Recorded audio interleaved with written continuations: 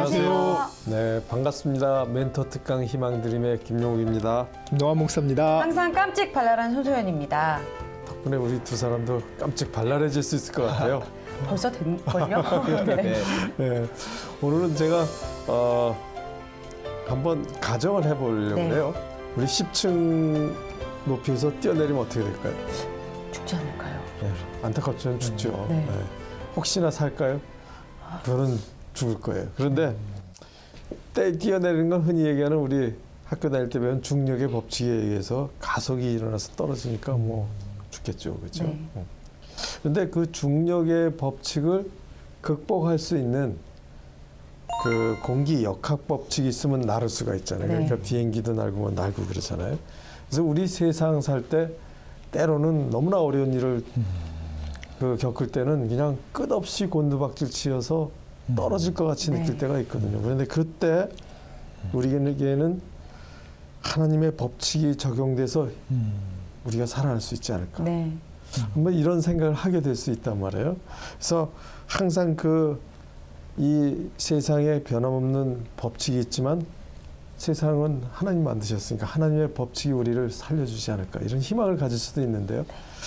그런 비슷한 예들이 성경에 좀 있을까요? 어떨까요? 네, 이스라엘 백성이 출애굽을 하고 이제 가나안 땅에 들어가기 전에 여리고 성을 통과해야 됩니다. 네. 이 여리고 성은 고대 근동 역사상 한 번도 무너진 적이 없는 난공불락의 성이었어요. 네. 너무나 견고해서 이 성을 어떤 이민족도 그래서 가나안 땅을 들어갈 수가 없었어요. 이 성을 무너뜨리지 못했기 때문에. 네.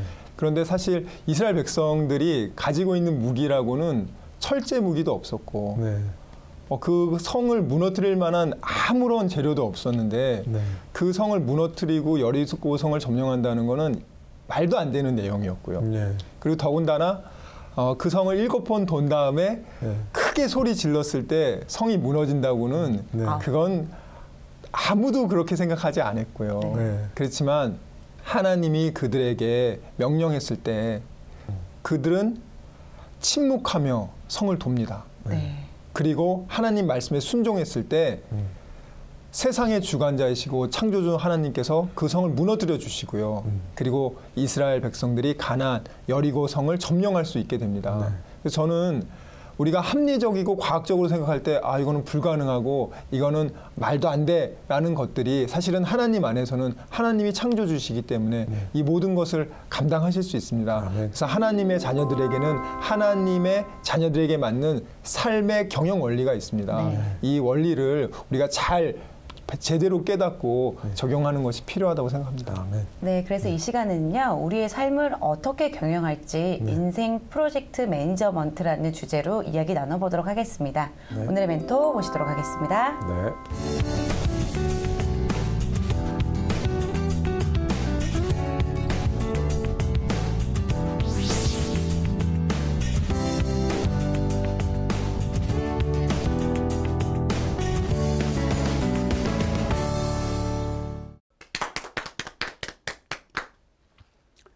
소개받은 김덕수입니다. 오늘 프로젝트 매니지먼트에 대해서 소개를 드리게 돼서 기쁘게 생각하고 또한 하나님께 감사를 드립니다. 화면에 나와 있는 대로 프로젝트란 유일한 제품 및 결과를 창출하기 위한 일시적 노력이다, 이렇게 설명이 되어 있죠. 그래서 왼쪽에 보면은 큰 그림이 있고 원형이 하나 있고 오른쪽에도 원이 있습니다. 왼쪽은 프로젝트, 오른쪽에는 일상 업무를 소개하는 겁니다. 프로젝트는 뭐냐? 일시성, 유일성, 점진적인 구체화, 이 세 가지로 요약할 수가 있습니다. 간단히 예를 들어서 이 휴대폰이 있습니다. 이 새로운 휴대폰은 최초 개발할 때는 프로젝트입니다. 그래서 이거 시판하기 위해서는 이제 대량으로 생산을 해야 되지 않습니까?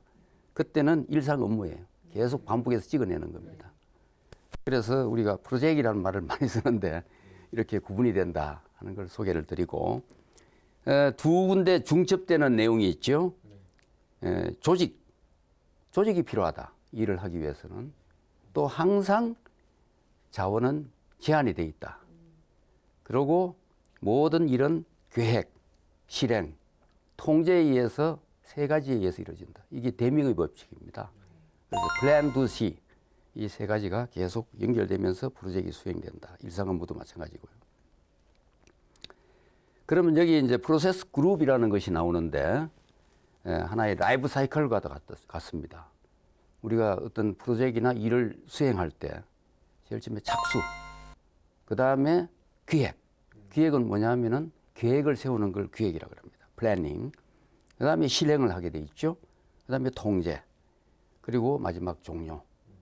이런 아래쪽 그림을 프로젝트 매니지먼트 이론에서는 롤링 웨이브. 이제 파도처럼 이렇게 모양새가 있죠. 그래서 저는 해군 출신이라서 밑에 이 그림을 아주 좋아합니다. 롤링 웨이브다. 그럼 롤링 웨이브 여러분들이 대양에 나가서 파도 치는 걸 보면은 크게 두 가지가 보입니다. 작은 파도, 웨이브라 그래요. 그 다음에 큰 바다에서 밀려오는 파도, surge라 그러는데 이 두 가지를 잘 봐야 된다는 것이죠. 그래야지 이 프로젝트를 수행할 수 있다. 이런 내용이고요. 그 다음에 10개의 지식 영역이라 것이 나오는데 이건 뭔가 하면은 이걸 잘 수행하기 위해서는 여러 가지 지식 영역인데 이것을 압축해서 10가지로 분류를 한 겁니다. 통합 관리라는 것은 뭐냐? 전체를 한눈에 볼 수 있도록 이렇게 시스템화하고 그 다음에 전산화해서 볼 수 있는 이런 관리. 그 다음 범위를 딱 압축해서 잘 정리하고 그 다음에 시간, 원가. 뭐 시간하고 돈 아닙니까? 이건 항상 중요하게 필요한 거고 그 다음에 품질을 어느 정도 수준으로 할 것이냐 하는 이런 거. 그 다음에 사람 관리, 의사소통, 소통 중요하죠. 예, 그 다음에 리스크. 모든 프로젝트에는 리스크가 내재되어 있습니다. 그걸 관리할 수 있는 준비를 하고 그 다음에 조달 관리, 그 다음에 마지막 스테이크홀더스. 이해관계자가 많이 얽혀 있어요. 그걸 다 관리를 잘해야 된다. 그래서 이런 것들을 잘 고려를 해야만이 프로젝트를 잘 수행할 수 있다는 그런 뜻입니다. 이거 보면은 이제 프로젝트하고 프로세스 그룹을 지식 영역하고 이렇게 한번 매트릭스로 만들어 본 겁니다. 그래서 여기서 집중해야 될 것은 이 기획. 계획이 20개입니다.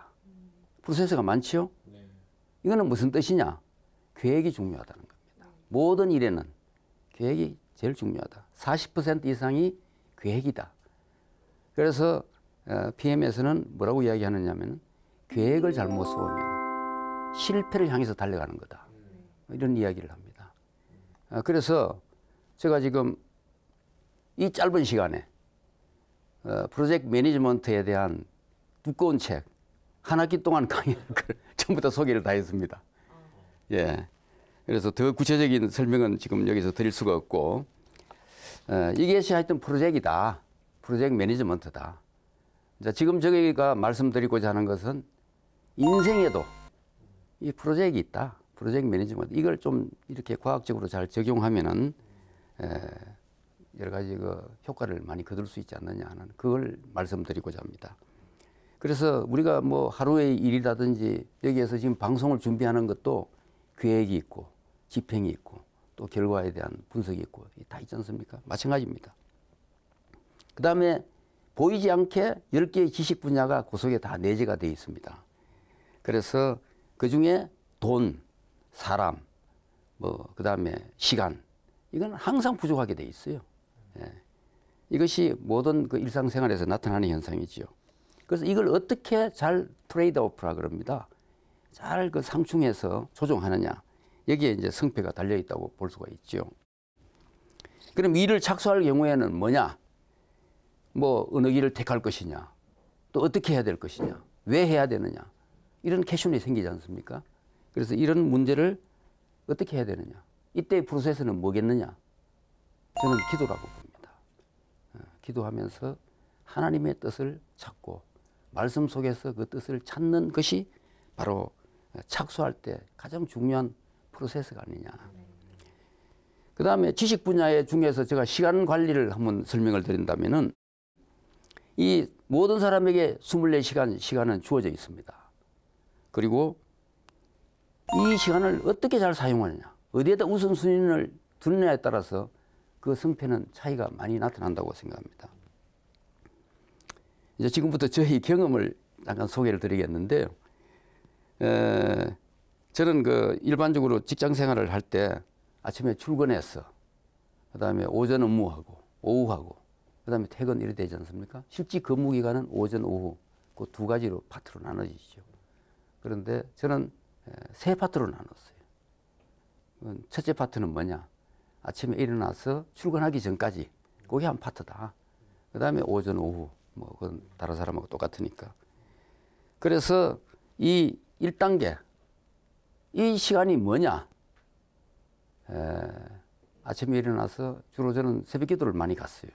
가서 말씀 듣고 하루의 일을 묵상하면서 계획을 세우는데 오늘 해야 될 일들, 그 주요한 가업들에 대해서 하나님께 다 기도를 드렸어요.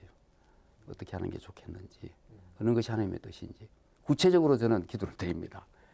그러면은 생각들이 막 떠올라요. 아, 누구하고 연결을 해야 된다. 이건 확인해야 된다. 또 이거는 내가 아직까지 잘 모르니까 물어봐야 되겠다. 든지 누구에게 통보를 해야 되겠다. 이런 아이디어가 막 떠올라요. 그럼 저는 계속 메모를 합니다. 메모를 하고 그다음에 집에 돌아와서 짧은 시간에 우선순위를 정합니다. 아, 오늘 제일 중요한 건 이거다. 이거부터 해야 되겠다. 그러면서 이제 출근을 합니다. 그래서 그건 아침 시간이 굉장히 바쁩니다. 예. 어떻게 보면 뭐 신문 같은 거 볼 시간도 없어서 헤드라인만 쫙 봐버리고 그다음에 뭐 중요한 게 있으면 스크랩을 해버리고 그렇게 했는데 그다음에 이제 출근하면은 우리가 옛날에 근무할 때는 8시에 시작해서 5시에 끝났어요. 그 근무 시간 중에서 아침 20분 동안을 굉장히 중요시 여깁니다. 저는 주로 전화를 많이 해요. 계속 전화를 해서 그 아침에 새벽에 구상했던 것들을 확인하고 질문하고 또 연락하고 통보하고 하는 그 일을 하여튼 아무도 연락 못하게 하고 저 혼자 그냥 계속 그걸 합니다. 왜냐하면 그 시간에는 누구든지 다 자리에 앉아 있어요. 전화가 됩니다. 좀 깊은 이야기는 그럼 나중에 언제 이야기를 하자. 이렇게 서로 약속을 하고 그렇게 해서 이제 그러면은 보통 이제 아침에는 회의들을 많이 하지 않습니까? 회의하기 전에도 이런 게 중요하니까 좀 확인해서 회의에 참석해라. 뭐 이런 것들을 다 통보해 주시죠. 그럼 뭐 8시 반이나 9시에 이제 자체 회의하고 그 회의를 굉장히 짧게 합니다. 오래 할 필요가 없어요. 왜냐하면 다 사전에 정보를 공유했기 때문에 그러면서 같이 이제 의견들을 나누고 그다음에 또 주로 이제 자체 회의도 있지만은 대부서에 나가는 회의도 있으니까 그럴 때는 이제 뭐 충분히 내용을 아니까 내가 정확히 설명할 수도 있고 또 좀 참신한 아이디어도 제시할 수 있고 이렇게 해서 이제 오전 회의 시간을 진행하고 나서 그다음에 이제 본격적으로 업무를 수행하는 거죠. 그다음에 또 점심 먹고 나서 또 회의를 하고 진행을 하고 그렇게 해보니까 한 오후 4시 뭐 어떤 때는 3시 정도 되면은 그날 하루 일을 다 끝내요. 거의 다 끝내버립니다. 또 뭐 끝내지 않는 그런 경우도 많이 있겠죠. 그럼 그 다음부터는 뭘 하느냐? 내일 할 일. 그다음에 또 뭐 이번 주에 해야 될 일. 좀 시간 여유가 있으면 다음 주에는 무슨 중요한 일이 있지? 이걸 생각을 하면서 자료 수집을 합니다. 뭐 물어보기도 하고 진리도 해보고 또는 그런 자료가 있으면은 좀 획득도 해보고 그다음에 또 필요한 사람이 있으면 가서 만나서 이야기도 들어보고 또 중요한 일은 해군대학에 연락해서 무슨 그런 논문이 있는지 좀 소개도 받고 이렇게 해서 하루가 이제 끝나는 거죠. 그래서 저는 이렇게 생각합니다. 하루 그 사람들에게 주어진 시간은 24시간인데 어떻게 양으로 쓰느냐, 질로 쓰느냐 거기에 따라서 25시간이 될 수도 있고 때로는 26시간이 될 수 있지 않느냐. 어떻게 하면 질적으로 쓰느냐 이걸 늘 생각을 해야 된다. 그 다음에 인생 프로젝트라고 제가 말씀을 드렸는데 중요한 점은 뭐냐. 착수 기획에서는 가장 중요한 것이 기도라고 합니다. 기도를 통해서 잘못된 방향으로 가지 않도록 항상 그 점에 염두에 둬야 된다. 그래서 그 나폴레옹이 이런 이야기를 했어요. 그 유명한 사람 아닙니까? 전쟁의 영웅인데 계획을 수립할 때는 이 지구상에서 가장 비겁한 급제행위가 된다 그랬어요. 딱 계획을 수립하면은 단순, 집중, 속도 이렇게 해서 정적적으로 실행한다 이거죠. 그래서 저는 그게 굉장히 항상 와닿는 말입니다. 그다음에 이제 집행할 때는 뭐 나폴레옹처럼 이순신도 그랬어요. 필사적생, 죽기를 각오하라 하는 거예요. 최선을 다하라는 거죠. 그다음에 이제 통제 기능, 이제 통제가 있어야 되지 않습니까? 우리가 열심히 일을 하다 보면은 자기 도취에 빠질 수도 있고 또 잘못해서 여러 사람에게 상처를 줄 수도 있는 이런 일도 생기죠. 이때는 뭘 해야 되느냐? 우리가 늘 말하는 대로 기도보다 앞서지 말고 성령보다 앞서지 말라. 저는 이야기를 많이 들었는데 그래서 성령님께 늘 의존하면서 과연 이게 잘 가고 있는지 피드백을 계속해야 된다. 그 다음에 종료할 때는 어떻게 해야 되느냐? 결국은 일을 아무리 열심히 잘하고 계획을 세우더라도 다 성공할 수는 없어요. 실패하는 경우도 많이 나옵니다. 저는 무조건 감사해야 된다. 하나님께 감사해야 된다. 성공했을 때는 절대 교만하지 말고 하나님께 영광 돌리고 잘못했을 때는 또 거기에서 교훈을 찾아내서 또 하나님의 뜻이 있을 것이다. 그래서 무조건 감사해야 된다. 만약에 하나님의 일과 또 세상의 일과 이 충돌을 일으켰을 때 이거 어느 쪽을 해야 되느냐. 그런 갈등들이 많이 생기죠. 저는 그런 일이 생길 때 항상 마태복음 6장 33절 먼저 그의 나라와 그의 일을 구하라. 그럼 나머지는 하나님이 다 이루어 주신다. 그거를 저는 하나의 그 공식으로 생각했어요. 그래서 가능하면은 그런 문제가 생기지 않도록 조정도 많이 하고 또 계획을 세우든지 회의를 하든지 훈련을 하든지 다 하나님의 뜻에 맞도록 하여튼 사전에 그렇게 조정하려고 많은 애를 쓰고 그래서 결국은 우리가 그런 일들이 수없이 부딪히게 돼 있는데 어떻게 선택을 하느냐 이것이 우리 하나님을 믿는 사람들은 그 지혜가 아니냐. 과감하게 트레이드 오프를 그쪽으로 했을 때 하나님께서 책임져 주시고 또 그렇게 했을 때 우리의 잡다한 일들 뭐 개인적인 문제, 금전적인 손실, 시간 손실 이런 것들을 다 해결을 해 주시지 않느냐. 저는 그런 조그만한 그 간증들은 갖고 있습니다. 이상입니다. 감사합니다.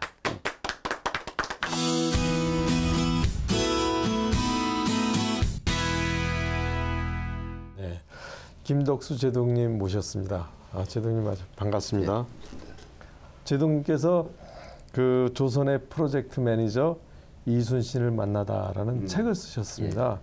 지금도 그 일관에 대해서 계속 집필도 하시고요. 많이 가르쳐 주시고 계신데요. 또 이순신 포럼 이사이시기도 하시죠. 네. 이순신 장군과 그 프로젝트 매니지먼트는 오늘 강의한 거하고 어떤 연관이 있습니까?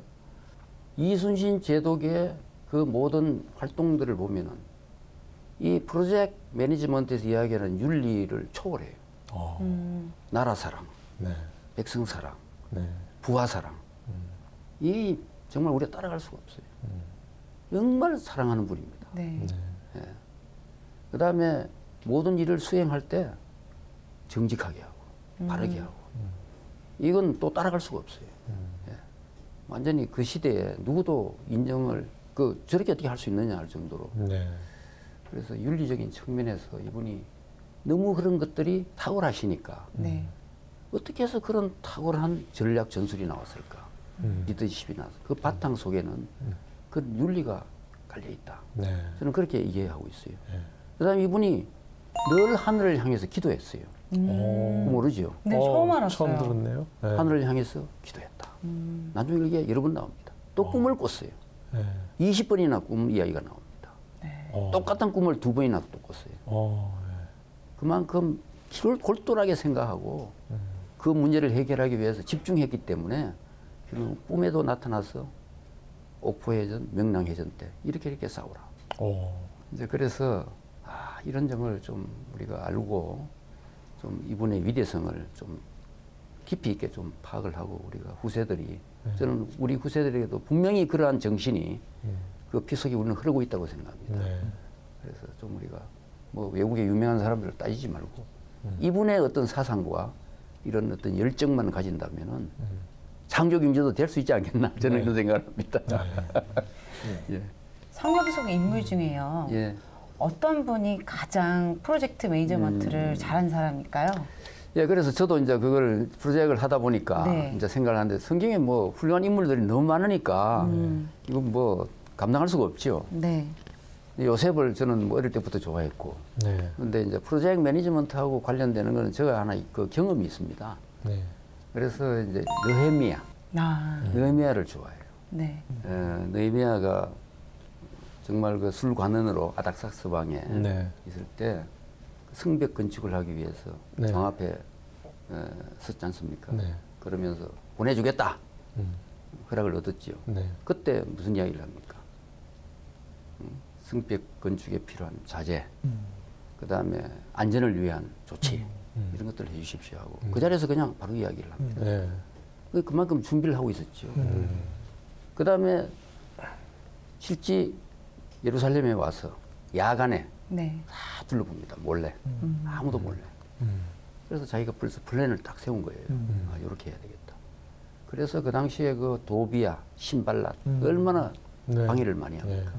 다 물리치죠. 네. 그래서 야 이분은 정말 그 플래닝을 잘 하시는 분이구나. 그거 딱 연결이 되더라고요. 네. 그래서 그런데다가 또 이분이 어떤 일이 있었냐면은 왕 앞에 나갈 때 하늘의 하나님께 기도하고 딱 그 말이 나와요. 네. 그다음부터 쫙 이야기를 했다고. 네. 항상 기도했구나. 중요한 사건 포인트에서. 그게 저는 굉장히 그 인상이 남았어요. 네. 그래서 제가 이제 아주 중요한 사업을 했습니다. 원스타 때. 네. 이 이제 사업 이야기는 여기 조심스럽기 때문에 전부 닉네임을 쓰겠습니다. 네. 그래서 우리나라의 굴지의 2개 회사, 네. 그다음에 뭐 독일과 프랑스는 이제 뭐 설명하고 그리고 러시아까지 그 개입을 했어요. 네. 이런 아주 갈등 속에 하나의 그 중요한 우리 국가 전력 정강 사업을 수행해야 될 책임자로 제가 선발이 됐어요. 네. 그래서 이 너무 갈등이 심하니까 그 나라 수상들이 오고 대통령이 오고 복잡했어요. 네. 그런 사건 속에 또 린다김 사건이라는 뭐 이상한 스캔들이 또 벌어졌다. 네. 네. 그러니까 이 도저히 해군이 감당 못한다. 국방부에서 끌고 갔어요. 이 사업을. 그래서 그 책임자를 맡았는데 한 12명 정도로 그 사업단을 구성을 했어요. 그러니 갑자기 뭐 국방부 연원이 사무실도 없고 이 뭐 보통 어려운 일이 아니에요. 그런 상태에서 이 한 달 동안 뭘 제대로 할 수가 없어요. 누구도 협조해 주는 사람도 없고 또 국방부 조직도 잘 모르고 그런 가운데 모두가 다 뭐 힘이 다 빠져 있어요. 그래서 하루는 한 달 정도 지나서 도저히 안 되겠더라고. 다 모이라 그랬죠. 솔직하게 이야기해라. 이 사업이 갈 수 있다고 생각하느냐? 갈 수 없다고 생각하느냐? 허심탄회하게 이야기해라. 그 전부 이제 이야기를 하죠. 네. 뭐 거기에는 박사도 5명 있었는데 뭐 ADD에서 온 사람, 뭐 선박연구소, 그다음에 카이다. 이 사람들이 제일 공격적으로 이야기를 많이 하더라고. 이건 안 된다, 사업 안 된다. 네. 그래서 제가 그랬습니다. 그래, 나도 동의한다. 이 사업 갈 수 없다. 어렵다. 그러면은 내가 또 묻겠다. 당신 종교가 뭐예요? 네. 뭐 불교, 뭐예요? 천주교, 기독교. 뭐 불교가 한 2명, 천주교가 한 2명, 뭐 무종교, 뭐 기독교가 좀 많더라고. 그래. 우리 인간으로 할 수 없는 일을 하나님은 할 수 있지 않느냐. 아멘. 우리 기도하자. 기도하고 시작하자. 그래서 우리는 회의할 때마다 기도한다. 자기 하나님께 기도하라. 그건 내가 책임자고 난 교회 장로다. 내가 마지막에 크게 나는 큰 소리 내서는 기도한다. 아멘. 그럼 마무리하겠다. 이랬어요. 그러면서 이제 또 한 가지 이야기를 했습니다. 그러면 저는 늘 거북선을 생각했으니까 이순신 제독이 그 당시에 거북선을 만들 때의 상황과 우리가 이 사업을 하는 상황하고 어떤 게 더 어렵다고 생각합니다. 우리는 벌써 1조 몇천억 예산을 줬지 않느냐. 사업단을 만들었지 않느냐. 또 모든 프로세스를 다 지원해 주지 않느냐. 이순신은 그런 상황이었나. 이순신이 사천해전에서 이기고 나서 선조왕에게 그 장계를 올릴 때 그랬습니다. 신이 일찍이 난리를 염려하여 거북선을 만들었나이다. 선조도 몰랐어요. 네. 그거 말하니까 이제 전부 그때보다는 낫다 이거야. 네. 그럼 왜 우리 못하느냐? 할 수 있다. 이순신 거북선도 만들었는데 왜 이거 못하느냐? 돈 다 줬는데. 그래서 이제 거기에서 묻혔어요. 거북선을 상계하자. 좋습니다. 그래가지고 그 사업을 추진을 했어요. 네. 그러니까 나중에 이제 그 박사들이 아이 매일 좀 너무 기도하지 말고 지겹다 이거야. 네. 그래, 좋다. 그럼 일주일에 한 번씩 하겠다. 네. 그걸 끝까지 했어요. 네. 그래서 이제 1년 6개월 만에 그 사업을 마무리를 했습니다. 성공을 했지요. 아멘. 네. 그런데 이제 국내 업체 하나 결정되고 외국 업체 하나 결정되지 않습니까? 네. 떨어진 업체에서 이거 뭐 공격해 오기 시작하는 거예요. 연방장을 돌려서 야당 의원들에게 전부 뭐 소설을 써서 다 보낸 거예요. 그 국회에 이제 상임위가 열렸어요. 국방상임위. 장관님 앉으시고 쭉 앉아 있는. 저는 저 뒤쪽에 앉아 있었죠. 막 그 연판장 내용을 가지고 야당 의원들이 공격을 하니까 장관이 도저히 감당을 할 수가 없지. 그 내용도 깊이 모르니까. 그러니까 그 밑에 이제 이 담당하는 획득실장이라는 분이 있어요. 획득실장 설명해. 실장도 뭐 계속 공격하니까. 어이, 그 김재덕 어디 있어? 사업단장 일어나와서 설명해. 네. 딱 이러는 거예요. 저는 저 뒤에 앉아서 그냥 듣고만 있는데 네. 갑자기 그냥 저보고 나오라는 거예요. 그때 딱 순간적으로 느헤미야를 생각했습니다. 네. 하나님, 지금부터 하나님 성령님께서 말씀해 주십시오. 아멘. 저는 사실 그대로 다 전하겠습니다. 아멘. 그래가지고 그때 막 울분을 토하면서 이야기를 했어요. 막 이렇게 했다. 이렇게 했고 이런 결과가 나오고 이랬다. 한 10분 동안 뭐 저도 뭐 어떻게 된지 모르겠어요. 네. 다 이야기를 끝내고 이상입니다 하고 딱 끝냈어요. 아멘. 그 야당 의원석에서 그 이번 사업 제대로 했네 이 말을 누가 해버렸어요. 아멘. 그러니까 이 분위기가 막 완전히 180도 전환된 거예요. 네. 아멘. 그래서 할렐루야. 이제 그 상황이 지금까지 그게 대해서는 말이 없습니다. 예, 그래서 저는 느헤미야의 도움을 그때 받았죠. 네. 예, 그때 아마 성령님께서 저는 뭐 인도해 주시지 않느냐. 아멘.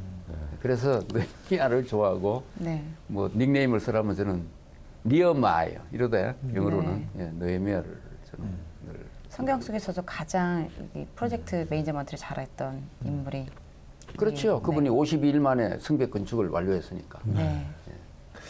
진홍님께서는 해군 현직에 계실 때부터 군고구마를 위해서 노력을 많이 기울이셨는데요. 해군 장교 임관한 후에 처음 지휘관을 맡으셨을 때 특별한 일이 있다고 들었습니다. 어떤 일이셨나요? 이제 제가 첫 지휘관을 할 때가 이작도라는 섬에 갔어요. 네. 저희들은 그 섬의 기지장이라 그러는데 네. 그 우리가 농담으로 도지사라 그럽니다. 도의 지사들이니까 조그마한 섬에. 네. 근데 그 당시 60년대 후반에 간접선이 얼마나 많이 나타났어요. 네. 네. 거기 가면 전부 어려움을 당했어요. 경고를 처벌받을 정도로 어려웠어요. 그것뿐만 아니고 그 섬에는 해병대 또 일개 소대가 외곽을 진지를 구축하고 경비를 했어요. 해군하고 해병하고 갈등이 많아요. 왜냐하면 군이 서로 다르니까. 네. 뭐 내부반에 같은 육군도 뭐 사건이 벌어지지 않습니까? 네. 해병대는 저 외곽에 가서 추운 데서 근무하고 그런데 내무대는 같이 써요.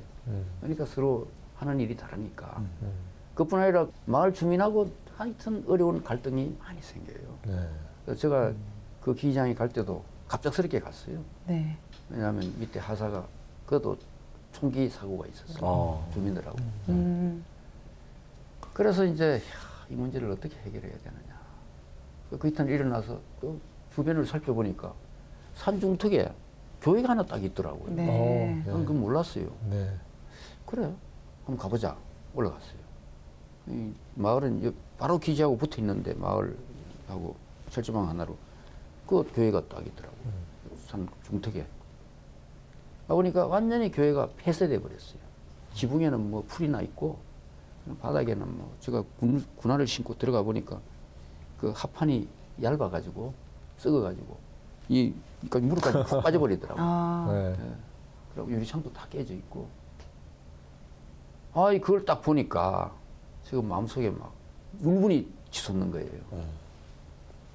그러니까 이제 그 기지가 들어오면서 마을 주민들이 다 나가버리니까 그 교회를 그냥 버리고 그냥 가버렸어요. 한 10년 지나고 그래 돼버린 거예요. 그래서 이제 주변을 보니까 거기서 뭐 이상한 사람들이 밥도 해 먹고 막 거스름도 있고 그 종각도 위에 올려져 있는 게 땅에 떨어져 있더라고요. 바닥에. 그래서 연락했어요, 무전으로. 해병대 한 5명이 올라오라고. 이 종각을 한번 올려봐라. 들어서 밑에 나무를 이렇게 받쳐서 한 요거 정도 올렸어요. 좀 한번 쳐봐라. 막 쳤어요. 세게 쳐라. 그래가지고 막 땡땡땡 쳤어요. 그랬더니 마을에서 갑자기 종소리가 나니까 주민들이 다 놀래가지고 올라온 거예요. 한 10명 올라왔더라고요. 이게 웬일이냐 이게. 저도 모르는 사이에 거기에서 어떻게 교회가 이럴 수가 있느냐. 이번 주일부터 예배 드립니다. 저 선언을 해버렸어요. 그것만 하면 좋은데 저녁 예배도 드립니다. 그리고 뭐 나중에는 새벽 예배도 드립니다. 유년주일 하게 돼. 네. 아유, 저는 감당도 못하면서 하여튼 그렇게 해버렸어요. 그래가지고 이제 그 교회를 중심으로 해서 우리 해병을 먼저 보고말을 시키고 네. 해병이 말을 잘 듣습니다. 네네. 잘 따라요. 그리고 마을 주민들을 보니까 또 교인들이 많이 있더라고요.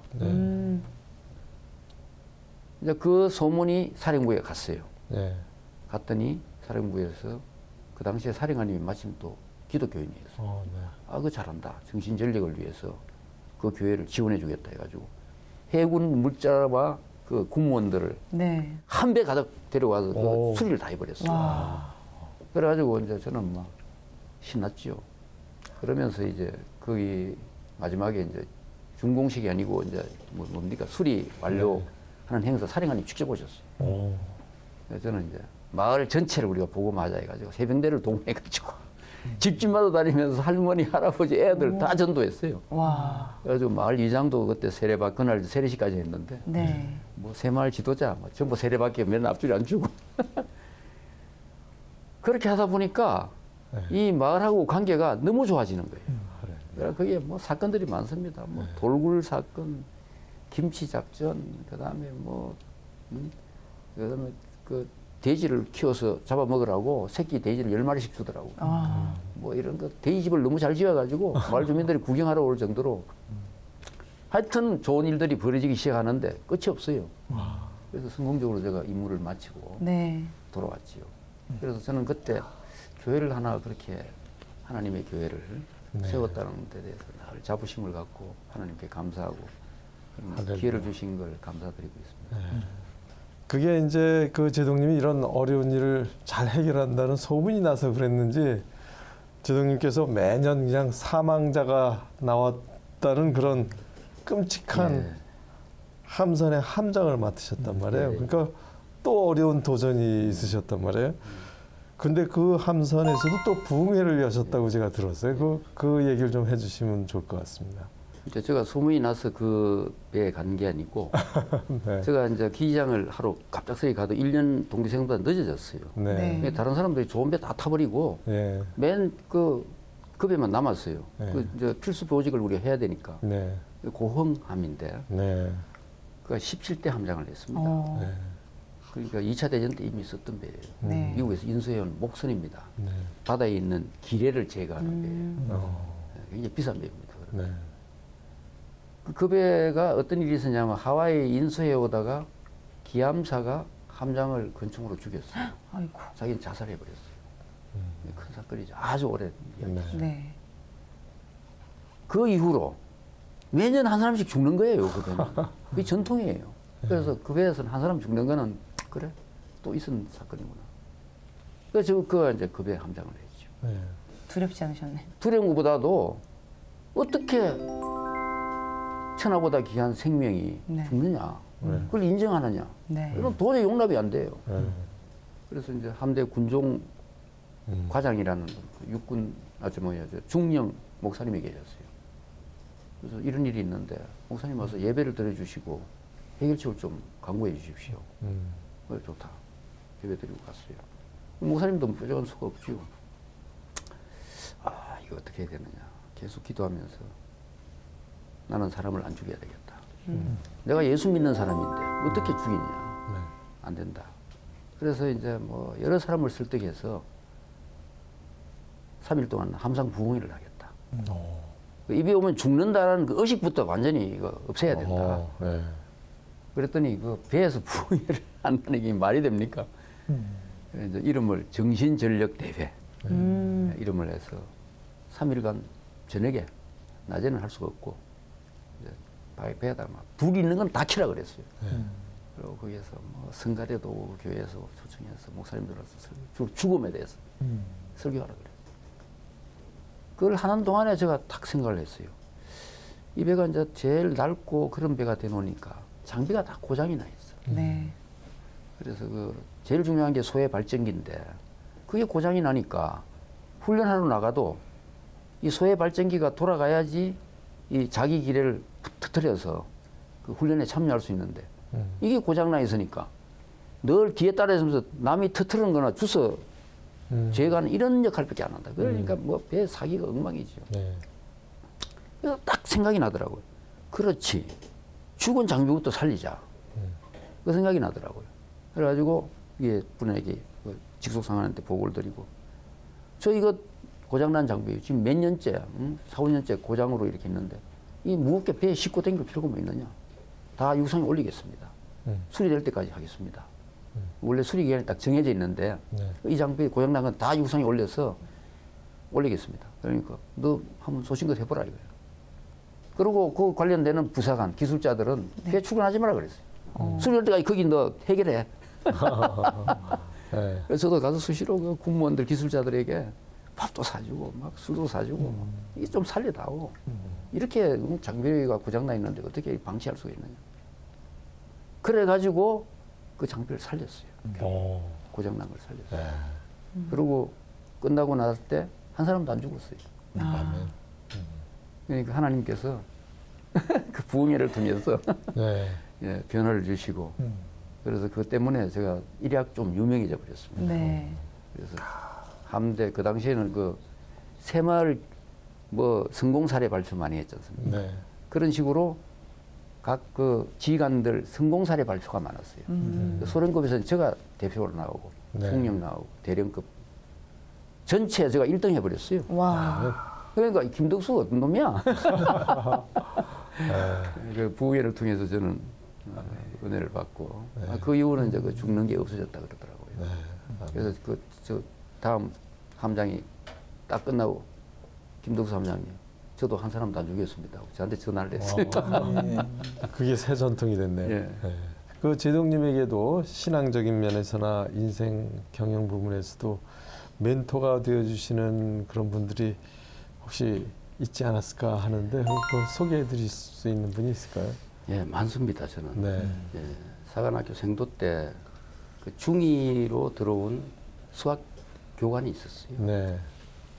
그분이 어떻게 보면 저희 인생의 방향을 많이 바꿔놨다. 네.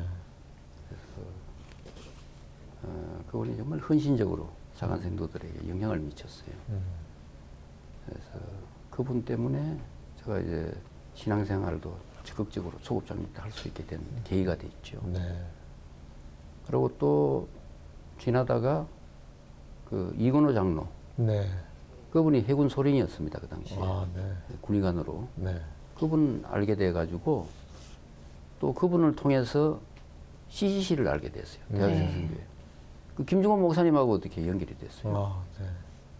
그래서 김중원 목사님하고 에피소드가 여러 가지가 있는데 다른 건 다 생략하고 그분이 저희 아내를 소개를 해줬어요. 아, 그러셨어요? 네, 그래서 결혼을 했습니다. 네. 또 그러다가 저희 딸을 그리고 주례까지 해주시고 네. 네. 저희 첫 딸을 딸 둘인데 네. 그 주례를 해줬어요. 네. 그다음에 둘째 딸은 중매를 해주시고 또 주례를 해주셨어요. 뭐 보통 그래가지고 보통 정리가 아니네요. 저하고 뭐 제가 항상 그 자주 연락드리고 네. 참 그 너무 좋은 신앙의 지도를 받고 그 뭐 정말 저한테는 과분한 멘토. 네. 그 이제 해군에서도 아주 훌륭한 분들이 많습니다. 네. 김홍열 총장님이라고 정말 신앙심 좋은 그분을 늘 저는 사모했고 저 스스로 네. 저분은 제2의 이순신이다. 네. 저렇게 늘 생각했고 또 전역하고 나서는 이제 육해공군 뭐 이런 활동들을 하면서 이필섭 그 육군의 예. 참의장 하신 분이라든지 이준 장군을 참 존경할 만한 네. 늘 저는 사모하고 있습니다. 네. 너무 많습니다. 네, 마지막으로요. 청년들이 하나님의 영광을 드러낼 수 있는 인생을 살아갈 수 있게 겉면의 말씀 한 말씀 부탁드릴게요. 예, 지금 뭐 청년들이 어렵다고만 이야기를 하는데 저는 두 가지 생각을 하고 있습니다. 한마디로 요약하면은 자기 가치를 높여야 돼요. 네. 가치. 그 가치는 두 가지라고 생각합니다. 실력. 네. 두 번째는 신앙. 그 실력은 전문성을 갖추는 거죠. 좀 탁월한 실력을 가져야 돼요. 네. 그냥 적당한 실력이 아니고 끈질긴 노력을 해야죠. 또 그것만 가지고는 저는 군에 있으면 초급 장교들을 많이 대해봤기 때문에 신앙적인 것, 신뢰성. 네. 아, 저 사람은 믿을 만하다. 정말 같이 일해보고 싶다. 그런 신뢰성을 갖게 해요. 그 신뢰성은 뭐냐? 신앙을 바탕으로 한 사랑을 나타내야 된다. 때로는 손해볼 줄도 알고 어른을 위해서면 내가 나가서 하겠습니다. 그래서 헌신적인 이런 모습. 네. 이 두 가지가 결국은 그 사람의 가치를 높이는 거고 그게 갖춰져 있다면 나는 그 사람은 하나님이 들어 쓰지 않을 수가 없어요. 네. 또 많은 사람들이 그런 사람을 찾고 있습니다. 맞습니다. 그것만 있으면은 자꾸 어렵다 이야기하지 말고 노력하면은 길은 얼마든지 있지 않느냐. 네. 감히 저는 그렇게 못했지만은 이제 저는 뭐 청년들에게 권면을 드린다면은 네. 그런 말씀을 드리고 싶습니다. 네. 제동님 말씀 들으면 사실 시간이 모자랄 것 같습니다. 그 매 순간 매 순간의 아주 생생한 그 간증들을 들으면서 그 철저한 프로젝트 매니지먼트를 하는 실력과 함께 하나님에 대한 그 신앙도 아주 철저하게 하면서 그 수많은 위기에서 그 하나님의 그 초월적인 그 모든 걸 극복하게 하는 그런 그 업적과 우리의 그 간증을 만들어냈다는 생각이 많이 듭니다. 그래서 저희 삶에도 제동님처럼 자기가 하는 일에 뛰어나고 동시에 그 신앙에서도 뛰어난 그 두 가지 전문성을 가지고 살아야 되겠다는 거 다짐을 하게 됩니다. 제동님 말씀 감사합니다.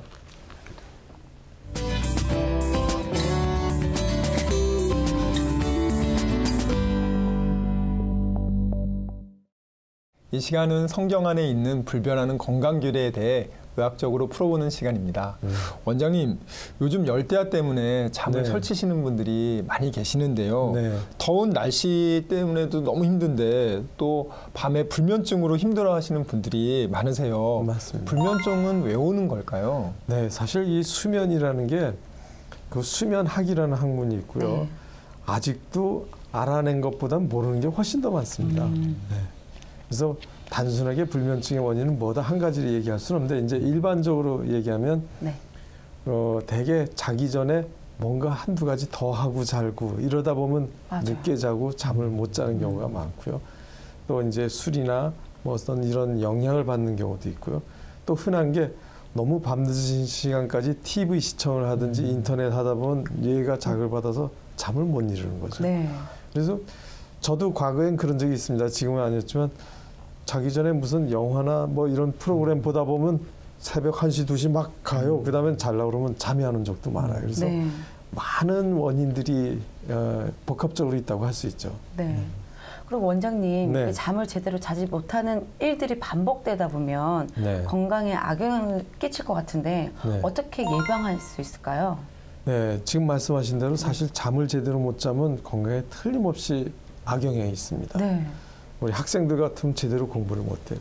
우리 김동환 목사님 책에도 보면 새벽 공부를 강조하셨잖아요. 새벽에 공부하는 게 훨씬 효과적이고 기도도 새벽에 하는 게 훨씬 좋잖아요. 아침형이 좋다고 그러잖아요. 새벽형이죠, 정확히 얘기하면. 그런데 그 뇌 기능도 떨어지고요.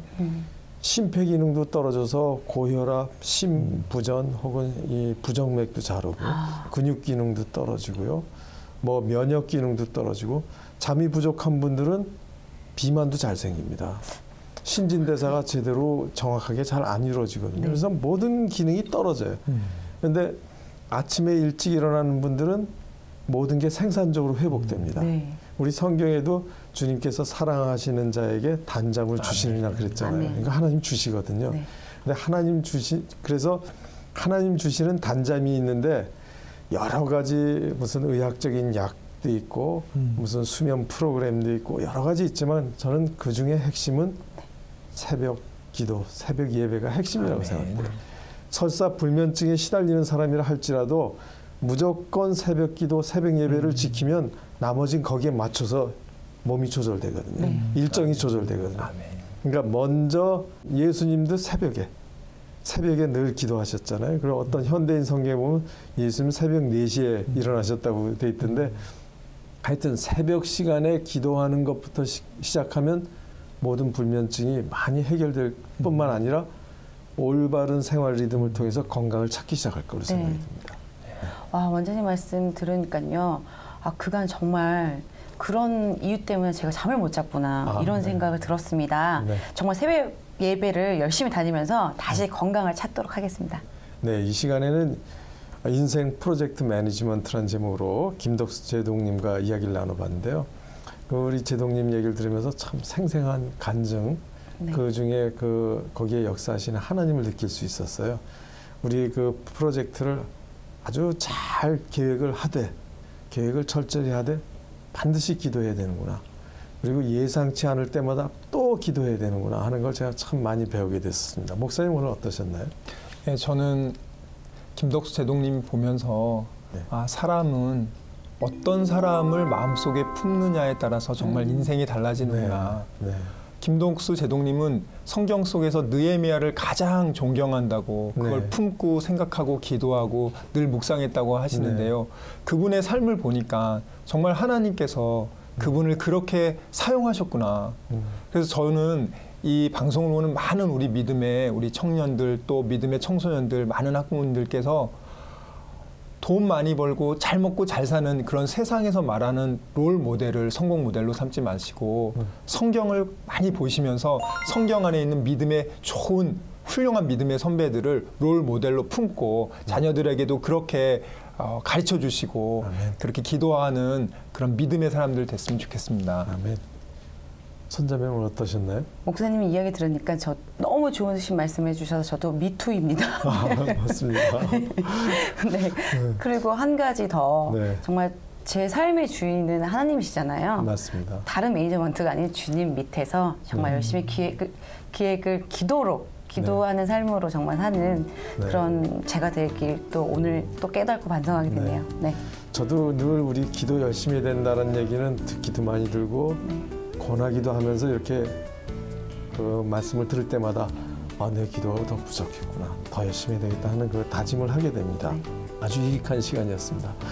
그럼 저희는 다음 시간 또 다른 멘토를 모시고 찾아뵙도록 하겠습니다. 감사합니다.